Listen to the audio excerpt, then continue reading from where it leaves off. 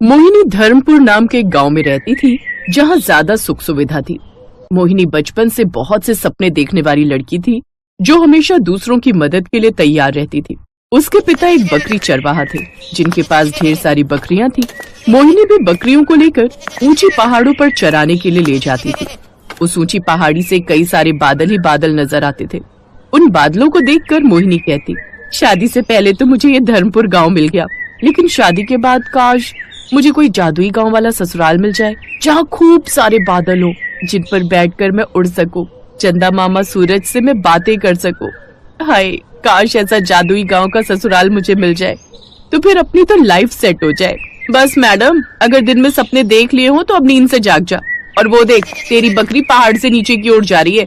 कहीं ऐसा ना हो कि वो पहाड़ी से नीचे गिर जाए और तेरे माँ बापू आज ही तुझे पीट पीट कर तेरे जादुई वाले गांव में पहुंचा दे। नहीं नहीं, चल उसे रोकते हैं, जल्दी चल। मोहिनी अपने माँ बाप के साथ रहती थी। उसके पिता बकरी चरवाहा थे। मोहिनी उनकी इकलौती बेटी थी। उसकी अब शादी की उम्र हो चली थी, इसलिए अब उसके घर वाले उसके लिए लड़का देखने लगे। कुछ समय बाद उन्होंने विक्रम नाम के लड़के से मोहिनी का ब्याह कर दिया। मोहिनी अपने ससुराल आ गई। सुहाग रात की अगली सुबह ठंड के मौसम में मोहिनी अंगड़ाइयां लेते हुए बिस्तर से नीचे उतरी। उसका पति विक्रम अभी तक सो रहा था। हाय, ये तो मुझे सचमुच जादुई गांव का ससुराल मिल गया। मेरा तो सपना सच हो गया। तभी बादलों में से उड़ती हुई एक परी आई। ससुराल की पहली सुबह मुबारक हो महारानी, आपका दिन शुभ हो। अब मैं चलती हूँ। मोहिनी को ये सब देखकर बहुत अच्छा लग रहा था। अचानक उसके पास ही एक बादलों का ढेर आ गया। मोहिनी ने बादलों को छुआ और उसे छूते ही वो बादलों पर बैठ गई। बादलों पर बैठकर ही वो उड़ने लगी। ऐसा सुख तो मेरी किसी भी सहेली को नहीं मिला होगा। तभी उसके सामने चंदा मामा आ गए। कैसी हो मेरी भांजी? अरे चंदा मामा, आप? मैंने तो सुना था आप रात में निकलते हो। आप दिन में कैसे आ गए? रात में तो मैं बाकी लोगों के लिए निकलता हूँ, मैं खास तुम्हारे लिए आया हूँ। तुम दिन रात जब भी मुझे बुलाओगी मैं आ जाऊंगा। चलो, मैं तुम्हें अपने दोस्तों से मिलवाता हूँ। ठीक है, चलिए। चंदा मामा ने मोहिनी को अपनी गोद में ले लिया। अब वो चांद पर ही बैठी थी। चंदा मामा उड़ते उड़ते उसे सबसे पहले सूरज के पास लेकर चले गए। कैसी है मेरी भतीजी? बादलों की दुनिया में तुम्हारा स्वागत है। सूरज चाचू, आप? मुझे तो यकीन ही नहीं हो रहा कि मैं आप लोगों से मिल पा रही हूँ। कहीं मैं ये कोई सपना तो नहीं देख रही हूँ? कहीं ऐसा तो नहीं होगा कि अचानक से कुल का पिंड मेरी खोपड़ी पर गिरेगा और मेरी नींद खुल जाएगी? अरे नहीं मोहिनी, ये जीती जागती सच्चाई है। मैं तुम्हारा चाचा हूँ। तुम्हें कोई भी ग्रह परेशान करे तो सबसे पहले मुझे बताना, मैं सबको जलाकर खाक कर दूंगा। चलो मोहिनी, अब मैं तुम्हें अपने बाकी दोस्तों से मिलवाता हूँ। चंदा मामा मोहिनी को लेकर बृहस्पति ग्रह के पास चले गए। बृहस्पति ग्रह के पास पहुँचते ही इतनी तेज तूफान आया कि मोहिनी बादलों सहित अपने बिस्तर पर विक्रम के पास जाकर गिरी। विक्रम, इतनी अच्छी दुनिया में आकर तुम सो रहे हो? पता है, सुबह सुबह चंदा मामा मुझे अपने दोस्तों से मिलवाने ले गए थे। मैं सूरज चाचू से मिलकर आई हूँ। पता है आपको? विक्रम नहाने के लिए झरने के नीचे चला गया। मोहिनी जब अपनी सास के कमरे में गई तो वो पहले से ही नहा धोकर तैयार हो चुकी थी। सासू माँ, मैं आपको जगाने ही आ रही थी, आप तो पहले ही उठ गई। हाँ बहू, हमारे पास बस 2 दिन का समय है इस जादुई गांव में रहने का, इसलिए मैं कोई भी अवसर नहीं गंवाना चाहती। अच्छे से इस जादुई गांव में रह लेती हूँ, फिर तो हमें अपनी उस गरीबी की दुनिया में वापस लौटना ही है। ये क्या कह रही हो सासू माँ? हाँ बहू, तू भूल गई क्या? ठीक है, मैं तुझे फिर से याद दिला देती हूँ। बेटा, हम लोग बहुत गरीब थे, एक टूटी फूटी झोपड़ी में रहते थे। तेरी नई नई शादी हुई थी और बाहर कोहरा गिर रहा था, बर्फ गिर रही थी। सुहाग रात की अगली सुबह जैसे ही तूने घर का दरवाजा खोला, वैसे ही बाहर तेज तूफान आ रहा था। सारे लोग उड़ उड़कर इधर उधर गिर रहे थे।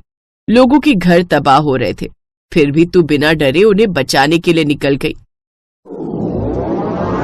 अरे वाह, बाहर कोहरा तो ऐसे गिर रहा है जैसे कि कोई स्वर्ग हो। लेकिन ये क्या, इतनी तेज तूफान में सारे गांव के लोग इधर और उधर उड़े जा रहे हैं।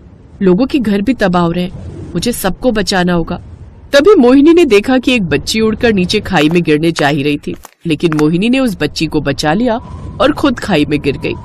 बचाओ बचाओ, अरे कोई तो मुझे बचाओ। तभी उस खाई में बहुत सारे बच्चे गिरते हुए आए जो मोहिनी के ऊपर ही गिर गए। मोहिनी को काफी चोट लग गई। सारे बच्चे रोने लगे। दीदी, पूरा गांव उड़ गया, हम लोग खाई में गिर गए। अब हम लोग मर जाएंगे ना। नहीं बच्चों, ना ही मैं तुम लोगों को मरने दूंगी और ना ही इस गांव को कुछ होने दूंगी। सबको ऊपर लेकर चलूंगी। मोहिनी ने उन सभी बच्चों को अपनी साड़ी में बांध लिया और धीरे धीरे पहाड़ चढ़ने लगी। तूफान मोहिनी को ऊपर नहीं आने दे रहा था, लेकिन मोहिनी की हिम्मत के आगे वो तूफान भी उसे हरा न सका और अंततः मोहिनी उन बच्चों को बचाकर फिर से ऊपर पहाड़ी पर बने गांव में आ गई। बिटिया, तुमने तो आज वो काम कर दिया जो इस गांव के मर्द भी नहीं कर सके। ये सब देखकर गांव वालों को बहुत खुशी हुई। थोड़ी देर बाद जब तूफान शांत हुआ, गांव वालों, आप लोग जल्दी जल्दी अपने घरों में जाओ और अपने घरों को ठीक करो। मोहिनी, माँ, चलो मेरे साथ। विक्रम, मोहन और उसकी माँ सड़क पर आ चुके थे। उनका घर टूट चुका था। धीरे धीरे रात हो गई और वो किसी जंगल में तंबू बनाकर रहने लगे। विक्रम, हमने तो हमेशा सबके साथ अच्छा किया, फिर हमारे साथ ही अच्छा क्यों नहीं हुआ? उन गांव वालों ने हमारे बारे में सोचा तक नहीं। उन्होंने ये जानने की कोशिश भी नहीं की कि हम कहाँ रहेंगे। ऊपर वाले, क्या यही है तेरा न्याय? तभी वहां पर इंद्रदेव प्रकट हुए। विक्रम, मोहिनी और उसकी सास ने हाथ जोड़ लिए। हे इंद्रदेव, इतना भयंकर तूफान लाने की क्या जरूरत थी जिसमें हमारा घर और परिवार ही उजड़ गया? हे देवी, मैं कुछ भी नहीं करता। जो कुदरत का नियम है स्वयं घटित होता है, लेकिन तुम लोगों ने मुझे प्रसन्न कर दिया। बिना अपनी जान की परवाह किए अपने गांव को बचाया। अब तुम बताओ, तुम्हें क्या चाहिए? आप तो इंद्रदेव भगवान हो ना। हम मनुष्यों की ख्वाहिश पूरी करना तो आपके बाएं हाथ का खेल है। मेरा बचपन से एक सपना था कि मेरा जादुई गांव में ससुराल हो, जहां मैं बादलों में उड़ सकूं। क्या मेरा ये सपना पूरा हो सकता है? धरती लोक पर जादुई गांव होना तो असंभव है, लेकिन हाँ, केवल 2 दिन के लिए मैं तुम्हें बादलों में जादुई गांव का ससुराल दे देता हूँ, ताकि तुम अपने बचपन के सपने को जी सको। इतना कहकर इंद्रदेव अंतर्ध्यान हो गए और कहानी एक बार फिर से प्रेजेंट टाइम में वापस आ गई। अरे हाँ, मुझे अब याद आया। मैं तो इस जादुई गांव की ससुराल में ऐसा खो गई थी, कुछ याद ही नहीं रहा। उनके घर को इंद्रदेव ने धन दौलत से भर दिया था और घर के बाहर बिल्कुल बादलों जैसा ही माहौल था। तभी वहाँ पर इंद्रदेव आ गए। मोहिनी की मासूमियत की वजह से मुझे ये करना पड़ा। ये राजमहल तुम्हारा है, ये सारी धन दौलत तुम्हारी है। ये सब जानकर मोहिनी बहुत खुश हुई। थोड़ी ही देर बाद गांव वाले उनके राजमहल में आए और माफी मांगने लगे। अरे, आप लोगों ने बिना अपनी जान की परवाह किए हमें बचाया, लेकिन सब कुछ ठीक हो जाने के बाद हम इतने मतलबी हो गए कि आपके घर की तरफ ध्यान ही नहीं दिया। ऊपर वाले ने आपको आपके कर्मों का फल आपको दे दिया। आप लोग हमेशा खुश रहें। अब मोहिनी का जादुई गांव का ससुराल तो नहीं था, लेकिन वो राजमहल किसी जादुई महल से कम भी नहीं था, जहां हर तरह की सुख सुविधा थी। अब मोहिनी अपने पति विक्रम और अपनी सासू माँ के साथ खुशी खुशी उस राजमहल में राज करने लगी।